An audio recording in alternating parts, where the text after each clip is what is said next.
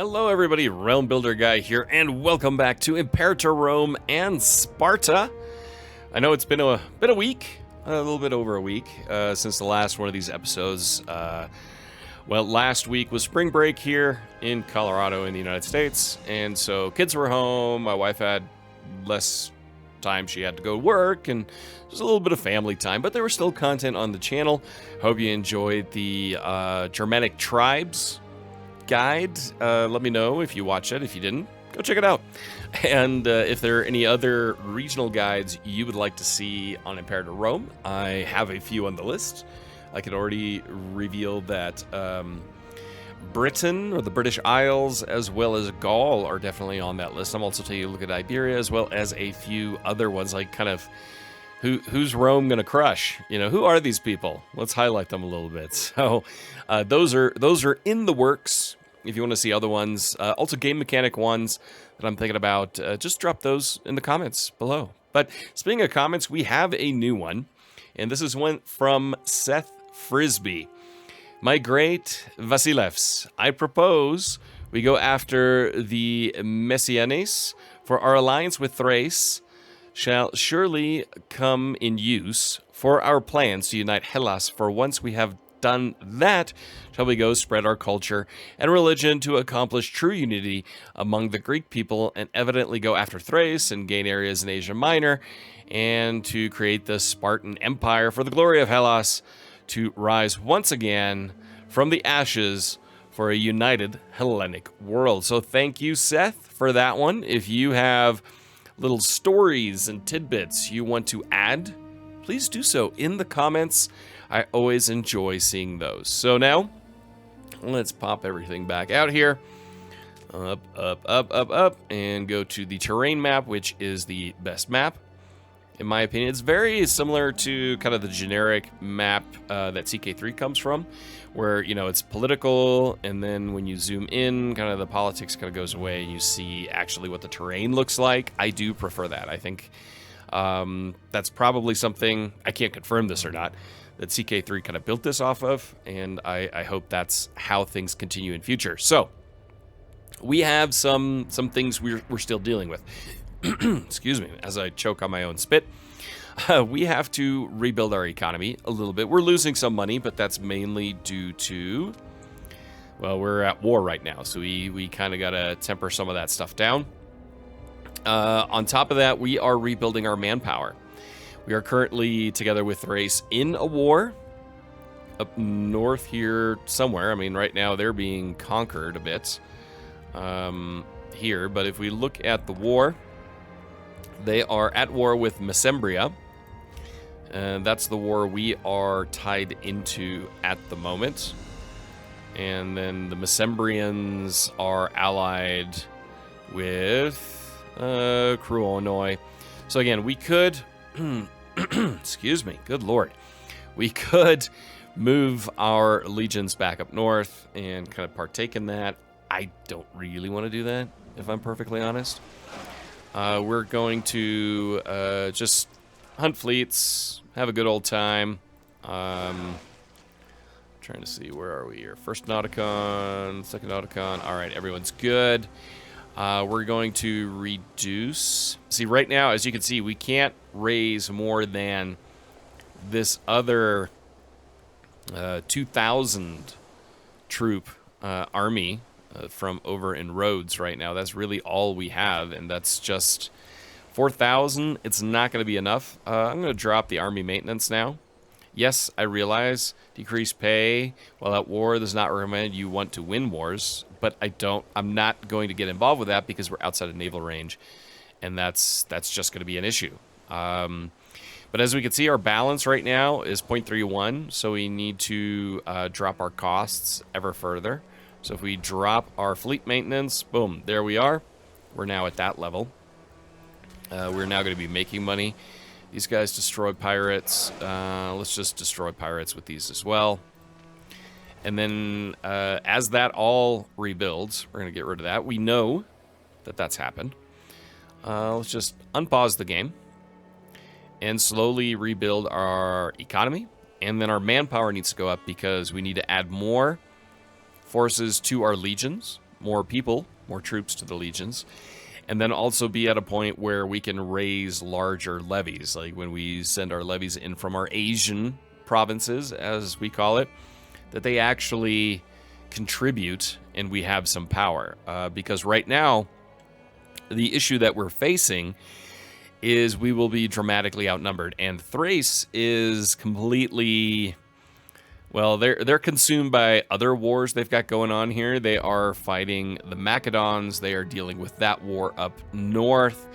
They will not come to our aid anytime soon. This all needs to end first before they will even think about then coming to our aid in a war in the Peloponnese. So at that point, we would be alone. Elis... if we look at Elis right now, they are at a war with Thrace and the Seleucids.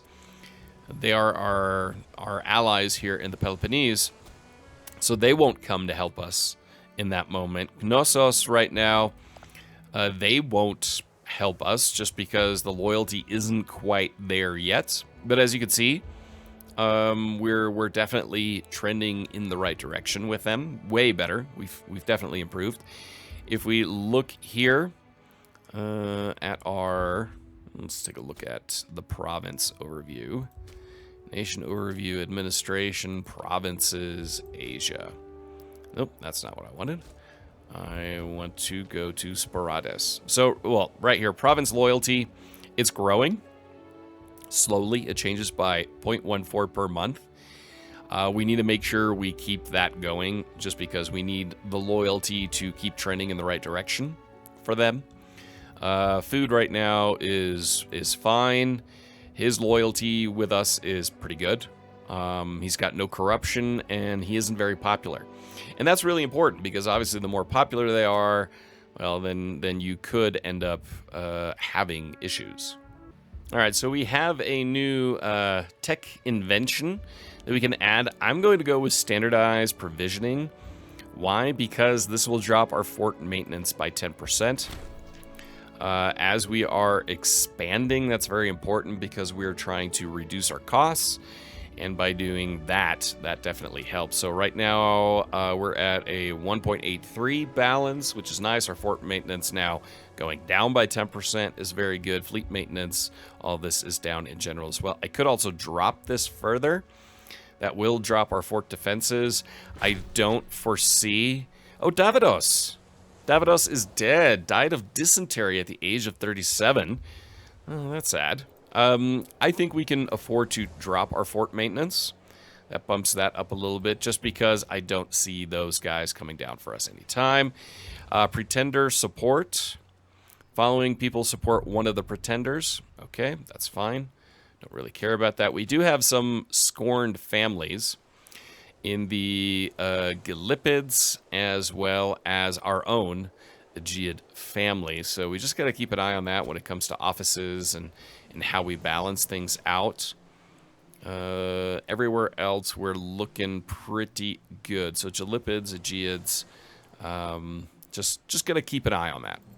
So one area where we can work on those scorned families, obviously, is in offices. Right now, we've got Philotyros, who, he's okay, statesmanship. He's got a 9 there in that skill. If we look at Gylipids, they were one of the scorned families.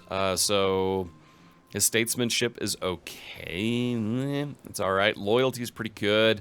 Popularity is okay. He's one of the scorned families. So we're going to put him in. So that will reduce that a little bit. Then Argeus Charid. We've got Peneid. Apollordid. So let's see. Is there anybody from one of the other scorned families that'll help?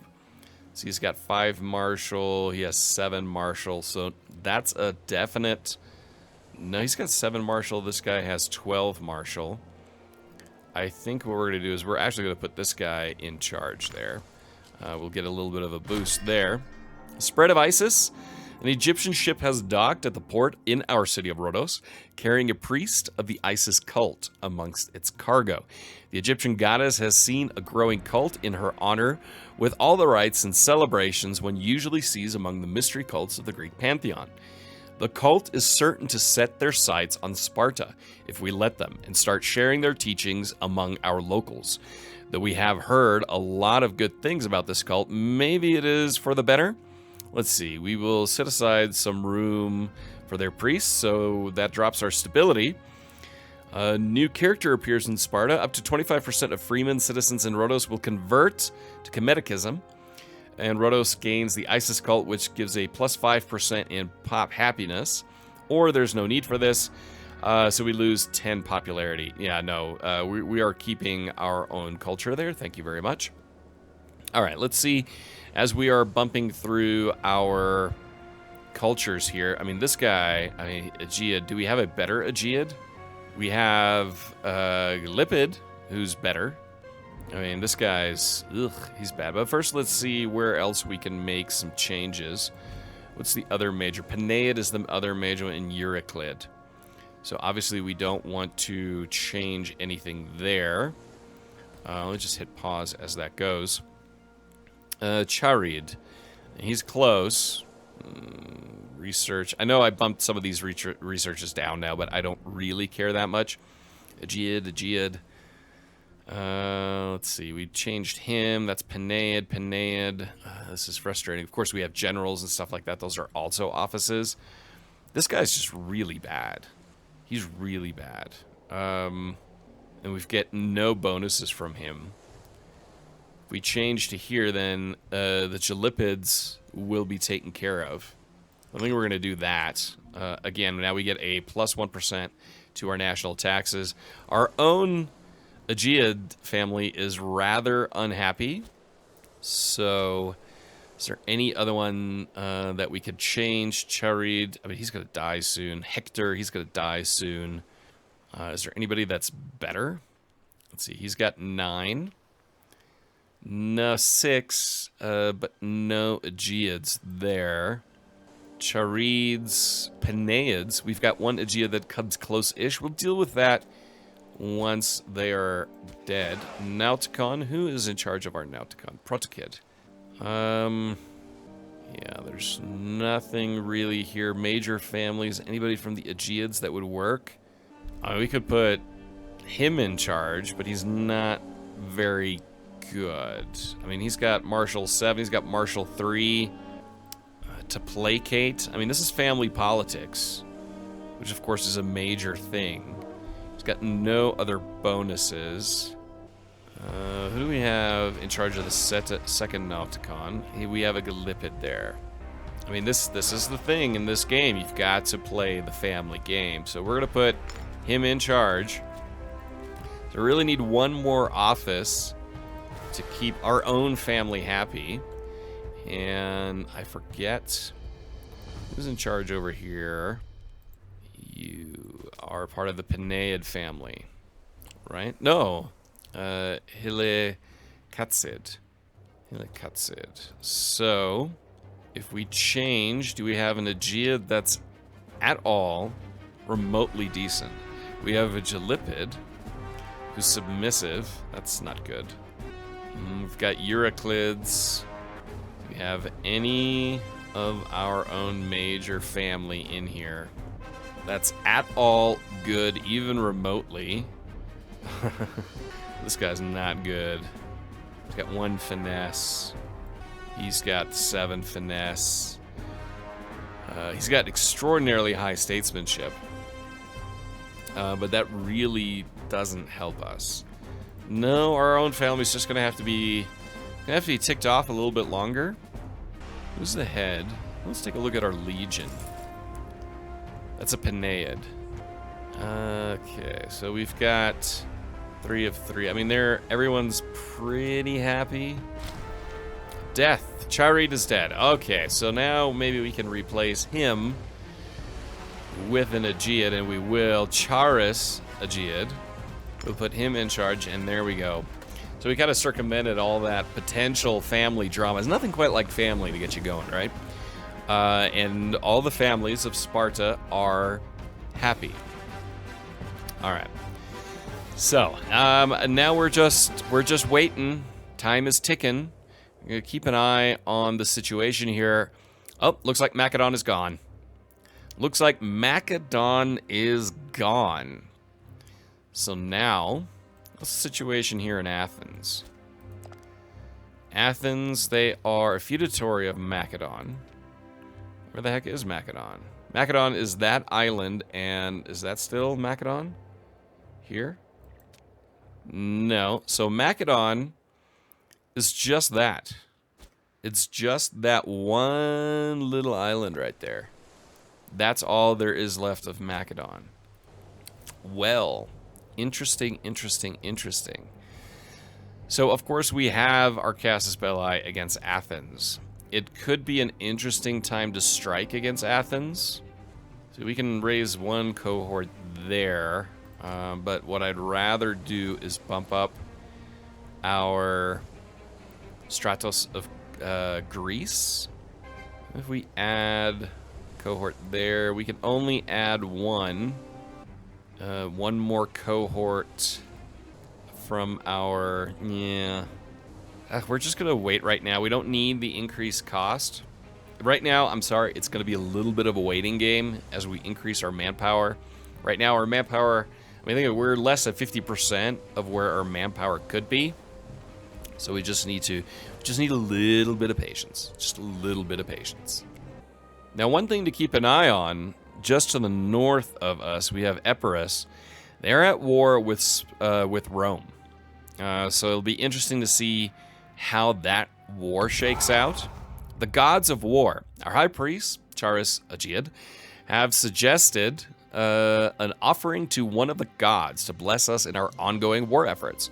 All the gods have their domains, and we should make sure we know what sort of benefits we are looking for in battle. Alright, so there's only one god of war, and that's Ares. So we lose some political influence. We get blessings of war for 60 months. So morale of war armies up 5%, and war exhaustion drops by 0.5. That's nice. Our armies will be prepared with the help of Hephaestus. So we get manpower recovery speed of plus 10% and legion maintenance cost minus 10%. I do like that one. We need the guidance of Athena, so that gives us a supply limit of plus 15%, and army morale recovery speed of minus 15%. Poseidon will show us the way, so morale of navies goes up by 10%, navy morale recovery up by 50%, and we do not need the help of the gods. So we are going to go with Hephaestus, because that will drop our legion maintenance costs, and our manpower recovery speed will go up, which is really, really nice. You can see here, it already went from 37 per month up to 40. So yeah, I mean, that's 10% increase right there. And then our legion maintenance costs going down. Where are we economically? We're still okay. So let's go to our legion. And actually here, legion, we're going to bump up a cohort from there. So we're going to add that cohort to our legion, as that's now at 2,500. It's still not enough to do a war here. If I do just very rough math, even though if we look at Elis, they're not at war with anybody right now. You know, Thrace still is. Question is, will Thrace come to our aid? We can do that game here real quick. If we declare war on them, everyone will come except Knossos. But they'll have 1, 2, 3, 4, 5, 6, 7. Now you can estimate about 7 of them. That will be, you know, if everyone has 2, that's 14,000. Add a few more, that's about 16,000 in troops. It'll be really, really, really tight. And we don't have the money to hire mercenaries. We first need the finances in to hire the mercenaries. So unfortunately, we can't do anything there. We could start a war and capture the rest of Crete. That is something to consider. So here, followers of Acropolis of Rhodes. There's a strong religious following practicing near the Acropolis of Rhodes, gathered by Demostrate Euroclid. Followers are holding their own ceremonies in front of large gatherings of people upon the steps of the colossal entryway. There's no evidence that ceremonies of this kind have any benefits, but there's also no evidence that the contrary is true. This is a distraction. There are already plenty of religious places. So we get 50 in political influence. Euroclid loses 50 loyalty, and we lose 5 stability. Let's take a look at our leader here. Again, he is lapsed, trusting, harsh, and disciplined. There are benefits to strengthen our religious stance. So she gains 5 popularity. Our national tax drops by 10%. And she's getting too much influence. But it's trust. He's trusting. We're gonna do that. I'm gonna trust her. I'm gonna play the game a little bit. Of course, that does hurt our economy. And we increased our legion size. I feel like, you know, getting another war going here, I just don't trust going to war with Athens. Because, I mean, these guys are down. A lot. Macedon is. Eritrea. Athens. I desperately want to go to war with them and conquer this. I am concerned because if we look at Athens itself, you need 6,000 troops to even take the fortress. We would definitely need our allies to show up to take the fortress. Otherwise, we have absolutely no chance in taking that fortress. If we look down here, the fortress size here, that's 1, so that's 2,000, that's 2,000. We have the power to take over the rest of Crete. So that might be the best direction to go. How are they looking? They still have no allies. This could be a pretty fast war for us to win. Of course, we're going to lose money in the process of doing so. But the first thing I'm going to do is I'm going to take one of our Nauticons. It's all the way up there. We're going to move you down here. And our second Nauticon, we're going to move you over here. We're just going to move them into place. And then once they're in place, I can at least make that decision to go to war to take the rest of Crete. So it's just between us and Knossos at that time. And then we can launch and declare the war. We can bump up our expenditures and all that good stuff and head down there and probably win that one relatively quickly. Of course, we're not going to land until all of our troops are ready to land so that we have the superior force to do so. How are we sitting here? We're looking good with our unit composition there. Oh, and the war has ended, so Thrace is no longer at war. What we're going to do is actually we will move those guys onto there. And then, are you in place yet? No, they're going to be there in a minute, and then we'll kind of take it from there. So one thing, I was about to hit declare war when I noticed all of a sudden we don't have a Casus Belli. So a Euroclid has died, and because we don't have a Casus Belli, we need to wait for that to tick up. We're not really doing much there, so this will happen in just over a year. We have another Olympian. We will sit this one out. So because of that, I had already raised the levies. I'm just going to leave them there right now. We are losing money. What I'm going to do instead here financially, we're going to knock all that back down and go back to making money. And these guys, we're just going to tell them to destroy pirates. These guys can also destroy pirates. And that's what we're going to focus in on. Now, we also have a scored family, the Euroclids. So let's see what we can do in terms of offices with them. So, a religious procession, a struggle between the religious echelons of our society and the peasants has recently come into light, as the populace at large feel like the religious ceremonies are inaccessible and distant. On the other hand, our high priest and his attendants demand the distance needed to do their jobs properly, an argument the peasants have no rights to the inner workings of our religious ceremonies. So we can either leave the priests alone and it'll drop our stability. State religion happiness goes down. Omen power goes up. Religious tech investment goes up. And Charis becomes more loyal. A procession through the territory will appease both sides. That seems the very measured response. So we get a boost in stability. And Charis gains the loyalty. I think that makes everybody happy, and that's okay. All right, so let's see here. Xenonid, do we have anybody here in a Euroclids? He's got a 6. He's pretty good at that, but that'll keep them happy. What about other offices? Let's take a look. Who do we have here? You are an Aegeid. Second Nauticon, you are a Gallipid. I don't think Gallipids already have 3 out of 3. They've got 1, 2. Not enough.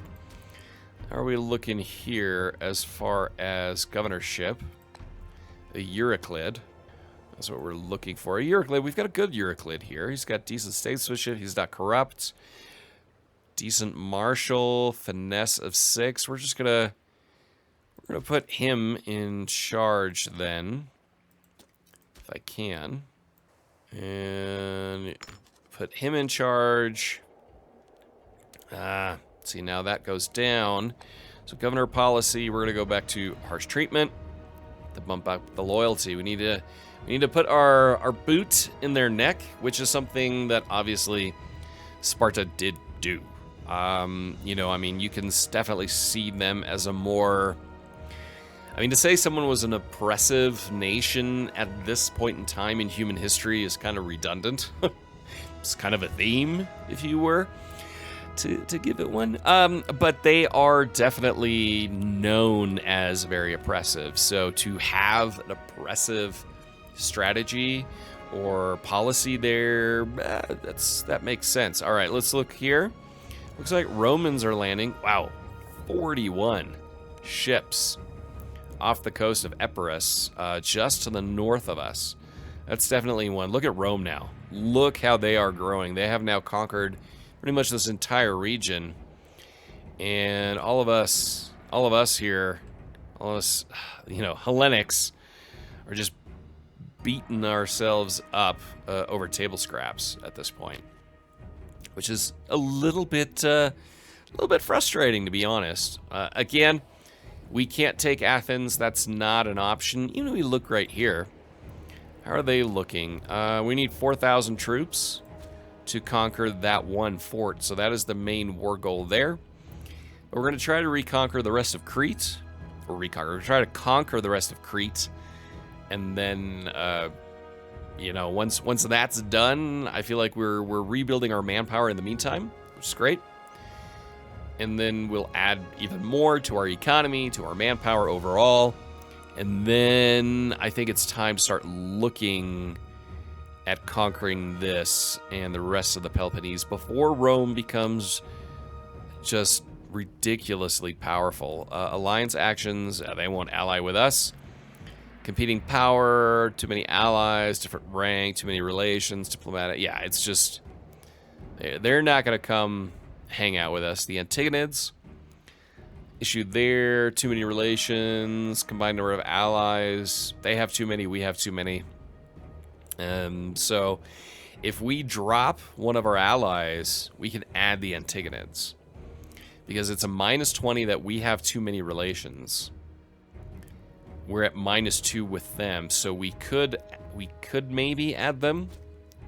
Because if we have the Antigonids and Thrace on our side, yeah, that could be something worth looking at. Let's take a look at Aetolia. They're one of our local allies. They're in a defensive league with Elis and Macedon. How's Elis looking? I do like having one here. They've got good martial tech. They're only allied with us. What's our relationship there? 50. Elis, 50. So that's something we could do. It's a risk. I think a risk worth taking. They're a smaller one. So let's dissolve this alliance. Well, that killed that relationship. And now we can offer an alliance to the Antigonids. And they have come in. So now we are allied with Thrace and the Antigonids. And I think that is now worthy of, honestly, refocusing our efforts. We would go into war here. We declare a war. Thrace and the Antigonids would come. Let's hit pause here. The Antigonids are currently not at war with anybody else. So you know what we're going to do? We're just going to leave this. We're going to take our ships, move them over here, and then we are going to move all of our troops back to Sparta. Okay, of course, now we have this Casus Belli, but that's not really what we want. That's not our main goal. Our main goal... Granaries have been raided. We have received word from our local officials of the province of Crete that several important provincial food stockpiles have been looted by malcontents owing to the contempt for the government across the area. It seems they hope to make tensions worse by forcing hungry people to action. In any case, it will not be cheap to replace the stolen goods. We will have to replace the stockpile. So they get a food shortage ease for 120 months, but local food modifier down 60%. Province of Crete increased loyalty by 10. And it costs us 14.5 gold. That's just something we're going to have to do. We're going to move these troops back to Sparta. All right, we are back in Sparta right now. What I'm going to do is going to move the first Nauticon over here. And then the second Nauticon, we are going to move, I think, just right in here into the bay. And then if we look at our military legions, I think we'd still add another archery cohort. No, not quite. Not quite, but that's okay. I feel like now is a time that we could strike, but I am not Menepos Euroclid has died. Okay, well, that's sad. Call to arms by the Antigonids. Hellenistic regional power, the Antigonid, calls upon us to join them in their wars against Oreos, Aetolia, Elis, and Macedon. Damn it. Damn it, Antigonids. Well, we're going to have to accept that offer. Crap. You know, we kind of wanted Elis to join us. Well, that's frustrating. That's bad timing. That is bad timing. But what we could do now, we're going to have to go in here.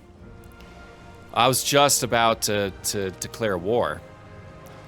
We're going to have to increase all of our maintenance. We're definitely increasing our fort maintenance, fleet maintenance, army maintenance. So we're going to lose money.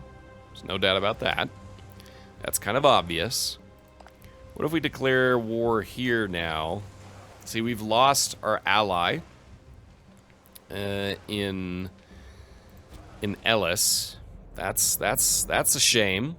Epirus and Rome, are they still at war? He is still at war.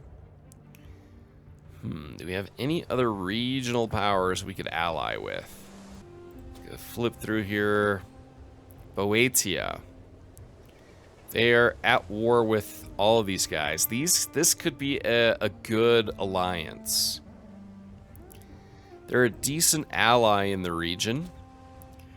They would help us also in a Peloponnesian war. So we're going to offer that alliance. So we're back to 4. So now I've got I feel like, okay, we've gotten rid of breaking alliance. Oh, come on, Thrace. Don't break the alliance. Sons of... You know, I really never learn, do I? But I feel like if we have the Antigonids on our side, we have some advantages. Oh, that's frustrating. They want to dissolve the alliance. Potentially. Let's see. What can we do here as far as relations? Let's improve our opinion with them. We may as well just bump that up. Hopefully that'll keep them from... increase their opinion of us to try to make them stay. So we got to bump up that opinion. And we are working on that. It has to go up to 125, so we could get there. But again, the plan was, in the next episode, I was going to be like, declare war, and let's stomp these guys. But unfortunately, Antigonids declared another war in the meantime. Now, what we could do is send these guys in and maybe conquer Elis and stuff like that. They're no longer our allies, but we've definitely upgraded our alliances. So in the next episode, we'll see if we can get out of this war, see that war end relatively quickly. Maybe we can even grab some territory in the process. And then ideally start our Peloponnesian War now that we have major powers on our side. So, yeah, let me know in the comments. Don't forget to leave some stories. Always love seeing those. And until next time, I'm Realm Builder Guy, and I'll talk to you soon.